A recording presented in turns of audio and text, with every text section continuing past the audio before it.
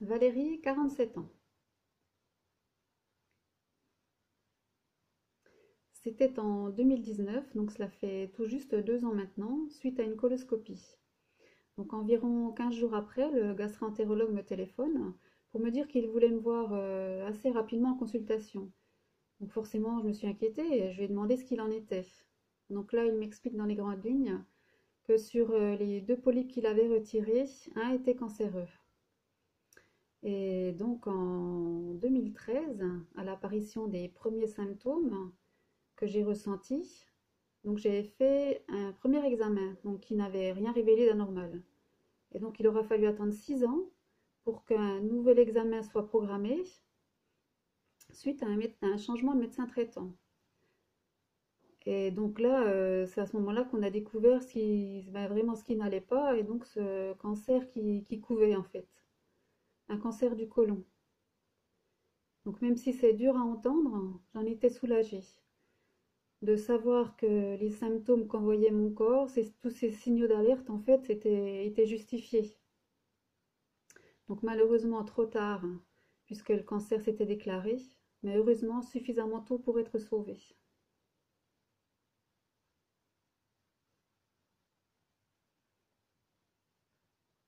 Comme un parcours du combattant. Le fait de ne pas être prise au sérieux et entendre très souvent que mes soucis de santé étaient liés au stress et qu'il n'y avait rien d'inquiétant, mais on finit par douter de soi. Donc une fois le cancer détecté, tout est allé très vite. Donc une succession d'étapes, l'opération de la tumeur, les analyses qui révèlent que le cancer s'est propagé à l'extérieur du côlon. Donc un nouveau protocole se met en place. Pose de la chambre implantable, donc en prévision des séances de chimiothérapie, 12 au total, sur 6 mois de traitement. Donc il y a urgence, puisque plus c'est pris à temps, et meilleurs seront les résultats.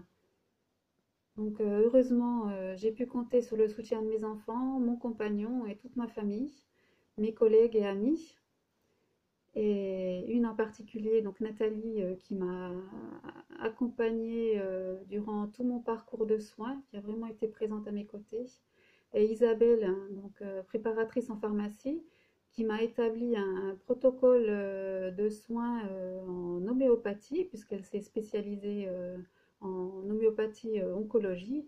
Et donc ça, franchement, pour limiter les effets secondaires de la chimiothérapie, je vous le conseille fortement. Malheureusement, c'est plus pris en charge, mais les effets bénéfiques sont bien présents. Donc, allez-y sans hésiter. Et puis, bien sûr, sur une équipe de soignants aux petits soins, autant les infirmiers que les médecins, les spécialistes, qui se rendaient toujours disponibles et qui faisaient tout pour que, en fait, tout se passe dans de bonnes conditions, pour que le moral reste là et ce qui a été bénéfique pour moi également, c'est de pouvoir profiter de ma famille et mes amis justement, et donc d'être obligée de m'arrêter de travailler. Donc, et donc ce lien social, je l'ai recherché en poussant la porte de la Ligue contre le cancer, puisque là, on peut rencontrer des professionnels et puis également des malades. Et donc là, c'est le soutien qu'on n'a pas avec la famille et les proches qui n'ont pas été atteints par le cancer, puisqu'en fait, ils essaient de nous aider, mais ils sont plus maladroits. Donc au final, le résultat escompté n'est pas là. Donc la Ligue, pour ça, peut vraiment aider autant les malades que les proches.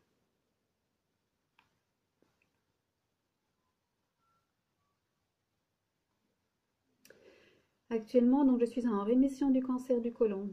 Et je dois bien avouer que j'appréhende donc les examens, les analyses, attendre les résultats. Donc il y a toujours un doute, hein, 2 ans, c'est encore trop tôt pour envisager une guérison.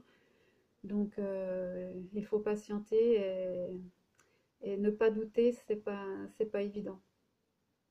Donc je sais que je suis pas tirée d'affaire, hein, et que je garde les séquelles de la chimiothérapie. Ça fera toujours partie de moi, mais je sais aussi que le pire a été évité.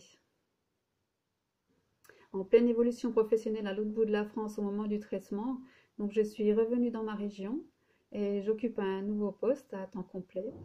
Et donc ça fait 1 an maintenant. Donc je m'efforce en tout cas d'essayer de me préserver pour ne pas laisser le champ libre à la maladie.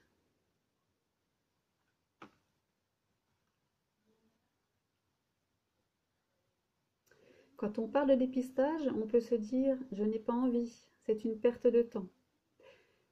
Mais ce qu'on ne pense peut-être pas, c'est que l'on peut aussi, avec ce dépistage, s'il se révèle positif, non seulement encourager les autres à le faire, mais aussi et surtout épargner sa famille.